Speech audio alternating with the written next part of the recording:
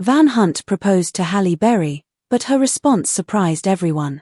Even after being together for 5 years, she still did not say yes to marriage. Her past has taught her painful lessons about love. After going through 3 failed marriages, she learned things that changed how she sees relationships forever. Today, she pays thousands of dollars every month to 2 different ex-husbands while quietly building a powerful business empire of her own. At 58 years old, she is wealthier, wiser, and more independent than she has ever been.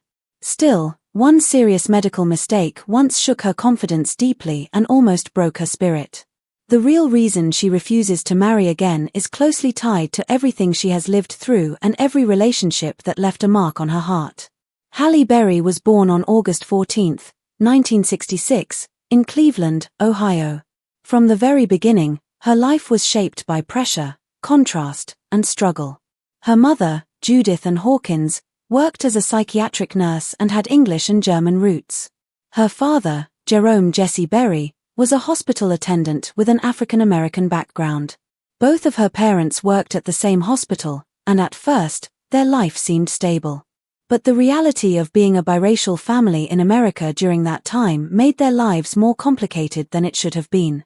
Even as a young child, Halle sensed that her family stood out in ways that were not always kind or welcoming. When Halle was only 4 years old, her parents divorced. She and her older sister, Heidi, went to live with their mother in Oakwood, a mostly white suburb. It was there that Halle truly began to feel different. In school hallways, classrooms, and playgrounds, she was often the only black girl around. The feeling of standing out followed her everywhere. Children noticed her difference, and some used it as a reason to bully her. The teasing and cruelty began early and returned again and again.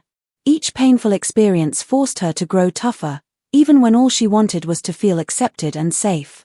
Her mother worked hard as a single parent, doing everything she could to protect her daughters and give them a stable life. Still, the outside world constantly reminded Halle that she did not quite belong. While she tried to stay strong, the pain of being treated as an outsider slowly settled inside her. That sense of not fitting in would later influence how she saw herself, her worth, and her relationships. Behind closed doors, her childhood was even more painful. Halle was just 5 years old when she witnessed domestic violence for the first time. The man who was supposed to protect her family became the source of fear. She watched her father physically abuse her mother again and again. There were moments so violent that her mother could barely stand afterward. Once, her mother was kicked down the stairs. Another time, a wine bottle struck her head. Halle remembered hiding in fear while her sister sometimes tried to step in and protect their mother. The terror of those moments stayed with her long after the violence ended. That trauma settled deep inside her and followed her into adulthood, shaping her fears, her choices, and her hopes. As she grew older, Halle admitted that she sometimes found herself drawn into abusive relationships, almost repeating the patterns she had seen as a child. Even so, she held tightly to a dream of having a peaceful and loving family. She wanted stability, warmth, and safety, things she never fully experienced growing up. That dream pushed her forward, even when reality kept falling short. At Bedford High School, Halle learned how to survive by excelling. She became an honor student, edited the school newspaper, cheered at games, and was crowned prom queen. To others, it looked like everything came easily to her, but the truth was very different. She worked extremely hard and pushed herself constantly. She believed that success and achievement might help her blend in and earn respect. For a while, it worked well enough to open new doors. After graduating, she enrolled at Cuyahoga Community College to study broadcast journalism. For some time, she imagined herself working behind a news desk, telling stories in a calm and professional voice. But something inside her began to change. She realized she did not want to simply report on other people's lives. She wanted to live her own story fully. That realization led her toward pageants, modeling, and acting, where confidence was just as important as skill. Her difficult childhood had already taught her how to fight for space in the world. Now, she was ready to fight for her career. Her life changed quickly when she was 17 years old. In 1985, she won the Miss Teen All-American pageant representing Ohio. At that time, it was a rare achievement for a black teenager. The win placed her in a spotlight she had never experienced before. Just 1 year later, in 1986, she became Miss Ohio USA and then finished as the first runner-up at Miss USA. That same year, she represented the United States at the Miss World pageant and placed 6th overall. She became the first African-American woman to represent the country at that competition. Judges gave her the highest interview score at Miss USA, and suddenly, doors began opening everywhere. Pageants gave her visibility and a voice in spaces she once believed were closed to her. They also showed other young black women that they belonged there too. However, success did not erase struggle. After her pageant achievements, Halle moved to Chicago and later to New York City to chase modeling and acting opportunities. She was only 18 years old when she ran out of money in New York. With nowhere else to go, she ended up sleeping in a homeless shelter and later at a YMCA. Her mother refused to send her money, telling her it was time to learn how to stand on her own. That decision was painful but life-changing. Halle later said that moment forced her to grow up fast. She took any job she could find, waiting tables, bartending, and attending auditions with almost nothing in her pocket except hope. Racism made the journey even harder, but each setback added to her strength. Slowly, she built resilience that would support her through every stage of her career. Her first real acting opportunity came in 1989 with a television sitcom called Living Dolls. The show only lasted for 13 episodes, but it was enough to show producers that she had talent, timing, and presence. Her character, Emily Franklin, helped casting directors see her as more than a model. When the show ended, she did not disappear. She continued auditioning and taking small roles that gradually moved her forward. Living Dolls may have seemed small at the time, but it helped establish her as someone worth remembering. Her first major film role came in 1991 when director Spike Lee cast her in Jungle Fever. She played Vivian, a woman struggling with crack addiction. To prove she could handle such a serious role, she stopped wearing makeup, avoided washing, and walked into auditions looking completely broken. At first, Spike Lee doubted her.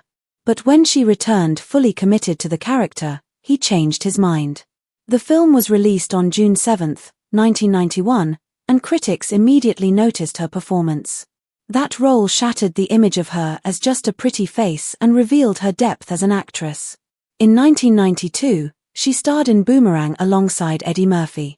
She played Angela Lewis, a warm and grounded character that audiences instantly connected with. While other characters were glamorous and bold, Halle's performance felt real and relatable. Boomerang became a cultural hit, earning more than $71 million worldwide. It helped secure her place in Hollywood and changed how romantic leads for black actresses were viewed in the 1990s. She continued choosing meaningful roles. In Losing Isaiah in 1995, she played a mother battling addiction who gave up her child. The film explored complex topics like race, motherhood, and adoption. Critics praised her fearless performance, even though the movie was not a box office hit. Then, in 1999, she delivered one of her most powerful performances in the HBO film Introducing Dorothy Dandridge. She portrayed the first black actress ever nominated for a Best Actress Oscar. The role earned her both a Golden Globe and an Emmy. More importantly, she felt she was honoring a woman whose story had been overlooked for far too long. By the end of the 1990s, Halle Berry had become impossible to ignore. She consistently chose roles that required honesty, courage, and transformation. She challenged the limits placed on black actresses and proved that complex, emotional stories belonged to them as well. Her success was not quick or easy. It was built on pain, risk, and determination shaped by a difficult childhood. In 2001, she took on one of the most challenging roles of her career in Monsters Ball. The character demanded raw emotion and exposed deep pain and grief. Many people warned her not to take the role, but she believed in telling stories that mattered. When she won the Academy Award for Best Actress in 2002, she made history as the first black woman to win in that category. Through tears, she dedicated the moment to women of color who had been overlooked for generations. That victory marked not just a career milestone, but the result of a lifetime of struggle, resilience, and courage. Even that historic celebration carried a strange and heavy feeling. As of 2025, no other Black woman has matched that Academy Award achievement. Her win still stands alone, shining brightly but also feeling lonely. She did receive other major honors for the same role, including a BAFTA, a Golden Globe, and a Screen Actors Guild Award, yet the meaning of that Oscar kept growing with time. Each passing year made the silence around it louder. While the world praised her success, another powerful chapter of her career was quietly taking shape. In 2000, she stepped into the role of Storm in X-Men, appearing with white hair, calm confidence, and quiet authority. Audiences around the world saw something rare, a Black woman controlling the weather, leading with strength instead of standing in the background. At that time, superhero films almost never gave women of color powerful roles. Her presence alone shifted how people viewed what was possible. She returned as Storm in X2 in 2003 and again in 2006, when her character stepped forward after Cyclops died and helped guide the team through chaos. Years later, in 2014, she returned once more in Days of Future Past. This time, Storm was older, wiser, and fighting in a broken world until her final breath. Halle once said she understood Storm deeply because she herself had often felt unseen in Hollywood. Critics sometimes wished the films had given Storm more screen time, but audiences around the world held tightly to her image.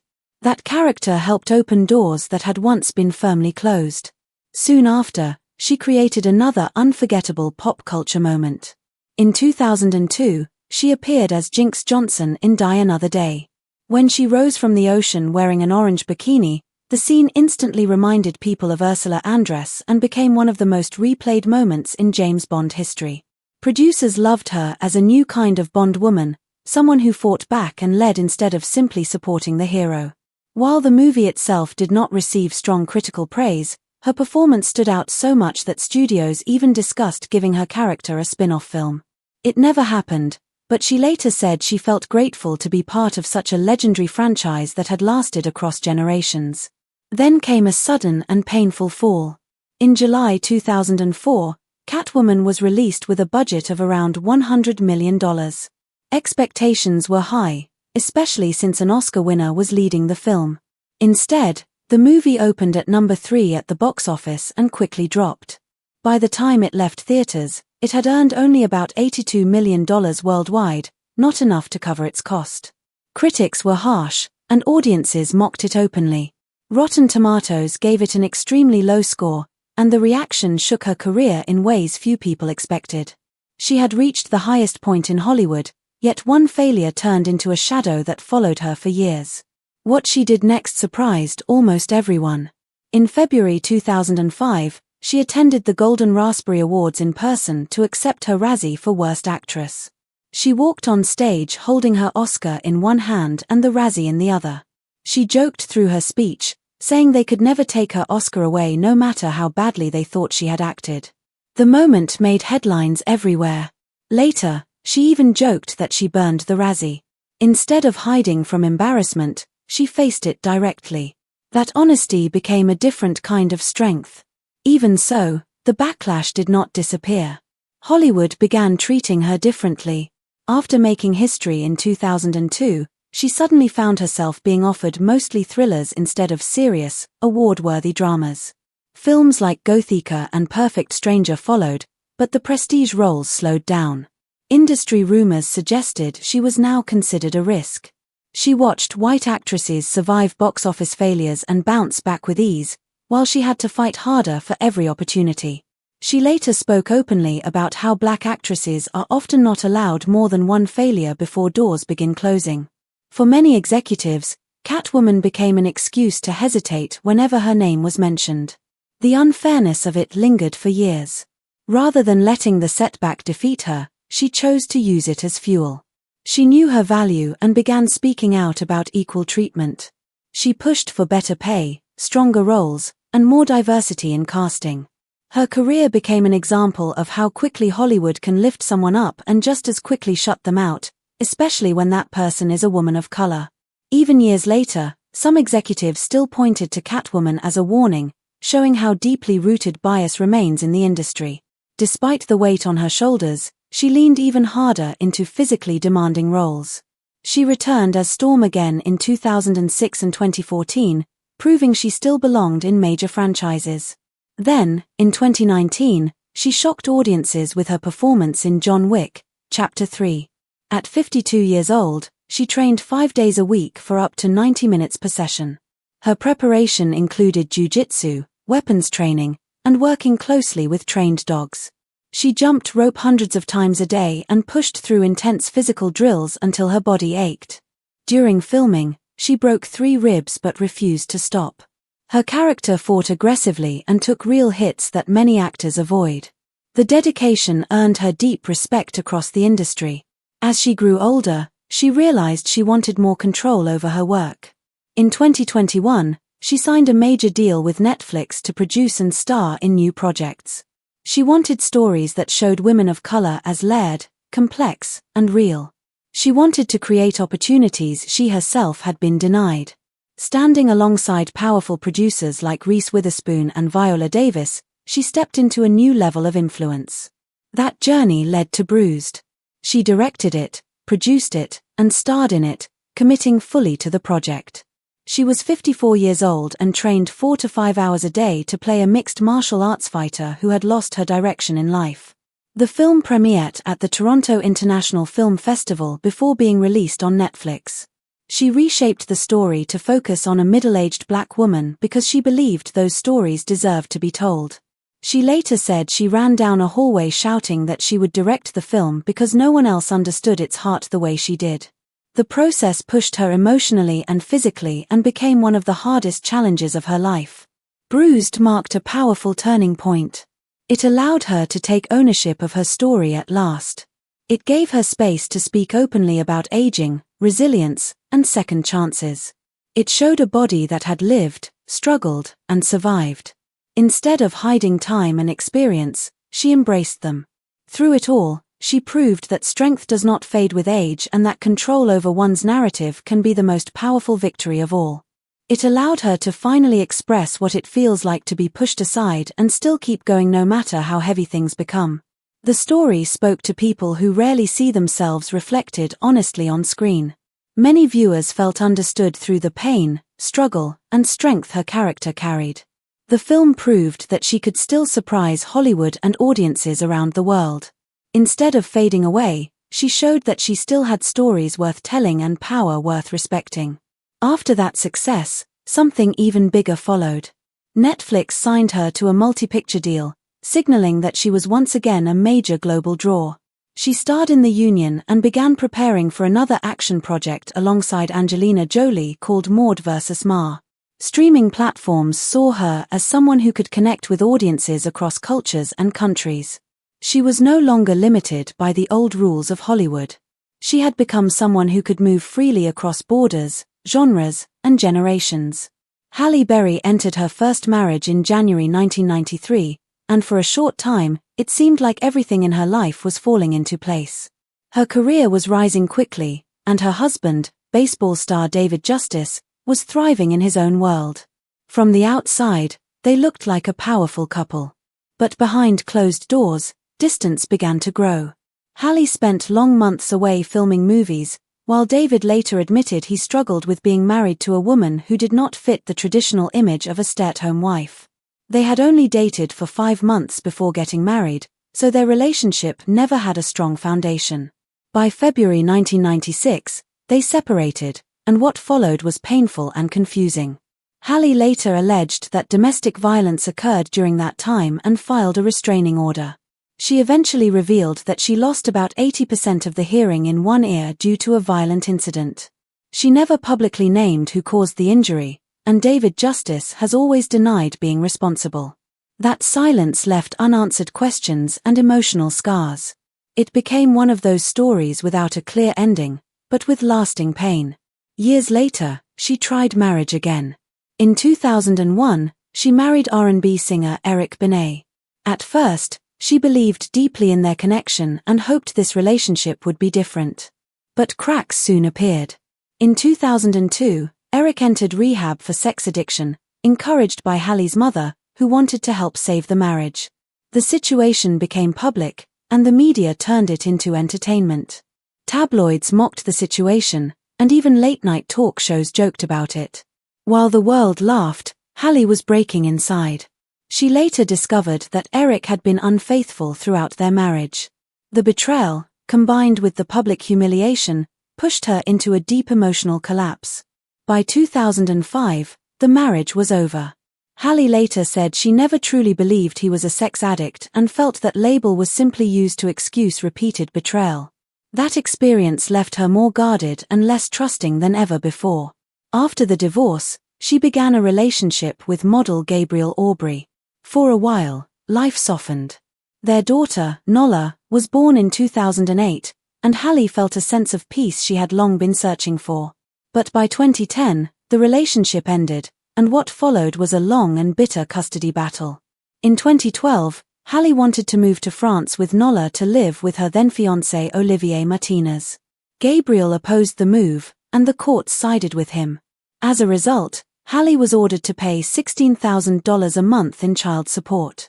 She believed much of that money went toward Gabriel's lifestyle rather than their daughter's needs. Tensions increased when Halle accused him of making racially insensitive comments about Nola. The legal battles dragged on for years. In 2021, the child support payments were finally reduced to $8,000 a month, but the emotional damage remained. The tension exploded publicly on Thanksgiving in 2012. That morning, Gabriel and Olivier Martinez got into a physical fight outside Halle's home. Paparazzi captured everything. Gabriel appeared in court afterward with visible bruises, and restraining orders were issued.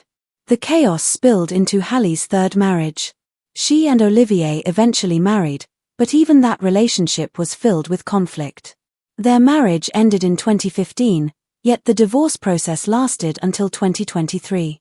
The court ordered Halle to pay Olivier around $8,000 a month in child support, along with a percentage of any income she earned over $2 million. Olivier depended on those payments, which meant Halle had to keep working constantly, even when she felt exhausted.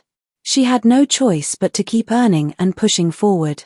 In 2024, she filed for sole custody of their son, stating that Olivier was aggressive, uncooperative, and refused to participate in co-parenting therapy. As the disputes continued, judges began leaning more in her favor. Still, the emotional toll was heavy. Then came something she never expected.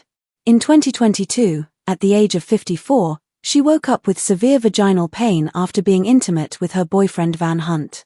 Thinking it might be an infection, she went straight to her doctor. The diagnosis shocked her. The doctor told her it was the worst case of herpes he had ever seen. Halle was stunned. Both she and Van Hunt tested negative. She knew immediately that something was wrong. She began researching her symptoms and discovered they matched perimenopause, a stage that can cause dryness, pain, and irregular cycles. In 2024, she shared this experience publicly at the Propelled Daily Summit alongside First Lady Jill Biden. It became clear that her misdiagnosis was far from rare. Only about 20% of OBGYNs in the United States receive formal training on menopause. Millions of women suffer because of this lack of education. Realizing this, Halle decided to take action. By early 2025, she transformed her wellness brand Respin into Respin Health. It became a full menopause support platform rather than just a lifestyle brand. She invested millions of her own money and partnered with Clar Ventures to build a national service. The platform uses more than 150 data points to create personalized monthly plans for women. It offers private communities, expert sessions, and direct access to menopause specialists. By March 2025, Respin Health had already helped over 50,000 women across the country and continued to grow rapidly. Halle said she wanted women to feel reborn, not erased. That belief pushed her into public advocacy. At the New York Times Dealbook Summit in December 2025, she openly criticized Gavin Newsom, saying he should not be president because he vetoed a bipartisan bill that would have expanded menopause coverage. He had vetoed similar bills twice, claiming they would raise healthcare costs. Halle and other advocates argued the bill had already been revised to address those concerns. While his team praised her passion, no new legislation followed, and the fight continued. Halle kept pointing out how women in midlife are often ignored. She spoke from personal experience when she said menopause is not an ending but a new beginning. At 58, she relaunched her career, her business, and her voice. She reminded the public that only 3% of leading roles in Hollywood go to women over 50. In 2024, she traveled to Washington, D.C., pushing for more research funding and education programs. Her misdiagnosis became part of medical discussions, proving that one woman willing to speak openly could challenge an entire system. In May 2025, she joined the competition jury at the Cannes Film Festival, becoming one of the few black women in the festival's long history to hold that position. She spent 10 days judging 21 films alongside other respected artists. She called it one of the highlights of her career and said her decades in acting allowed her to see stories from unique perspectives. Her presence brought a fresh energy to the festival and helped open doors for voices that had long been overlooked. She also faced a lighter moment of drama at Cannes. She had planned to wear a dramatic gown with a long sweeping train, but new festival rules banned overly large designs. At the last minute, she switched to a different dress and laughed it off, saying she respected the rules. Even with the change, she still captured attention on the red carpet. Just days earlier, she returned to the Met Gala for the first time in nearly 10 years. She wore a sheer gown covered in detailed beadwork, paired with a cropped tuxedo jacket and a diamond necklace. The look took over 1,000 hours to create, and people talked about it for days. At 58, she showed the world she still had confidence, presence, and power. Through all of this, she maintained a steady relationship with Van Hunt. They met in 2020 through a mutual friend and had been together for 5 years by 2025. He proposed, but she did not give a clear answer. Her past marriages taught her caution. She said she did not need a ring to prove love. While she admitted marriage was possible someday, those close to them said he loved her deeply. With him, she appeared calm, supported, and understood. Their relationship felt different from the storms she had survived before. By 2025, Halle Berry was no longer just a famous actress or a star from the past. She had become an advocate for women who feel invisible. She spoke openly about age, race, and how society tries to shrink women as they grow older. She built a platform to educate, support, and empower. She called this phase of her life a rebirth, a moment of self-definition, and proof that power can grow stronger with time instead of fading away.